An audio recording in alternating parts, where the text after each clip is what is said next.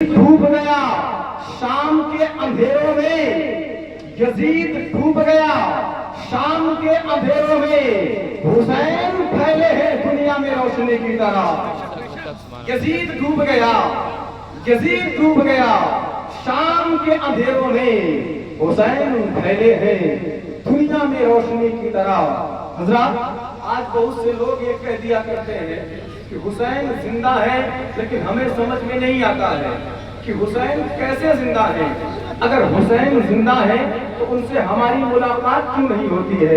हुसैन की जिंदगी हमें समझ में नहीं आती है। अगर हुसैन जिंदा है तो हमसे मिलना चाहिए, हम उनके मुलाकात के मुश्ताक हैं। अगर हुसैन जिंदा है तो उनसे हमारी बातचीत होनी चाहिए। अगर कोई ऐसा पागल आपसे मिल जाए, अगर कोई ऐसा सवाल करने वाला आपकी नजरों के सामने आए, अगर कोई इस तरीके की बात आपसे आकर के कहे, तो आप उससे कहिएगा कि हुसैन की जिंदगी के बारे में पूछते हो, हुसैन कौन है जिनके बारे में कुरान कह रहा है वलाकिन ला तशऊरून, तुम उनकी जिंदगी को नहीं समझ सकते।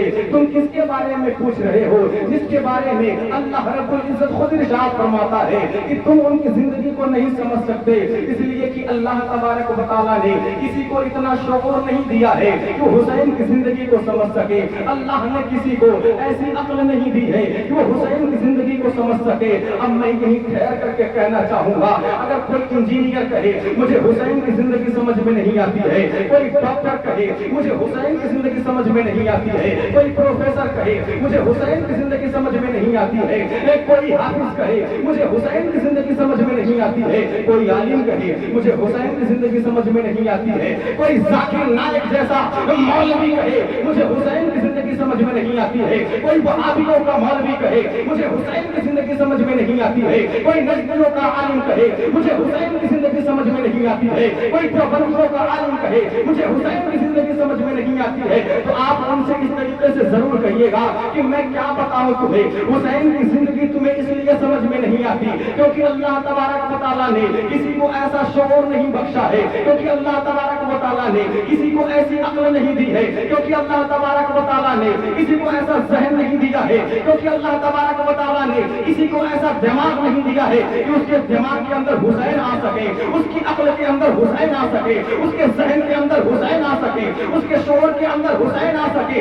अब मैं कहने की इजाजत चाहूंगा कि जब किसी की समझ में हुसैन नहीं आ सकते हैं, जब किसी की अक्ल में हुसैन नहीं आ सकते हैं, जब किसी के दिमाग में हुसैन नहीं आ सकते हैं, जब किसी के शऊर में हुसैन नहीं आ सकते हैं, तो फिर हुसैन के नाना कहां से समझ में आएंगे? जब किसी के दिमाग में हुसैन की जिंदगी समझ में नहीं आती है तो मालिक कौसर की जिंदगी कहां से समझ में आएगी? जब हुसैन की जिंदगी को नहीं समझ सकते तो मालिक जन्नत की जिंदगी को कहां समझ सकेंगे? तभी तो बरेली के इमाम बरेली की धरती से पुकार उठते हैं, या रसूल अल्लाह तू जिंदा है वल्लाह, तू जिंदा है वल्लाह, मेरी चश्मे आलम से छप जाने वाले, तू जिंदा है वल्लाह, तू जिंदा है वल्लाह, मेरी चश्मे आलम से छप जाने वाले। हजरात, ये महीना जो हमारे और आपके दरमियान चल रहा है, जिसे हम और आप करबला के नाम से जानते हैं, किस नाम से?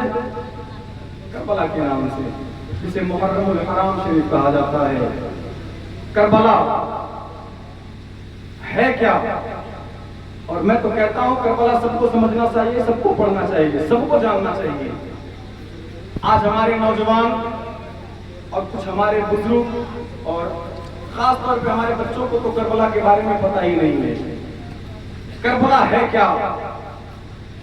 मैं कहना चाहूंगा, अगर बाप हो तो उसे भी करबला पढ़ना चाहिए, बेटा हो उसे भी करबला पढ़ना चाहिए, माँ हो उसे भी करबला पढ़ना चाहिए, बेटी हो उसे भी करबला पढ़ना और समझना चाहिए, बहन हो उसे भी करबला पढ़ना चाहिए, करबला सुनना चाहिए, करबला समझना चाहिए, चचा हो उसे भी करबला पढ़ना चाहिए, भतीजा हो उसे भी करबला पढ़ना चाहिए।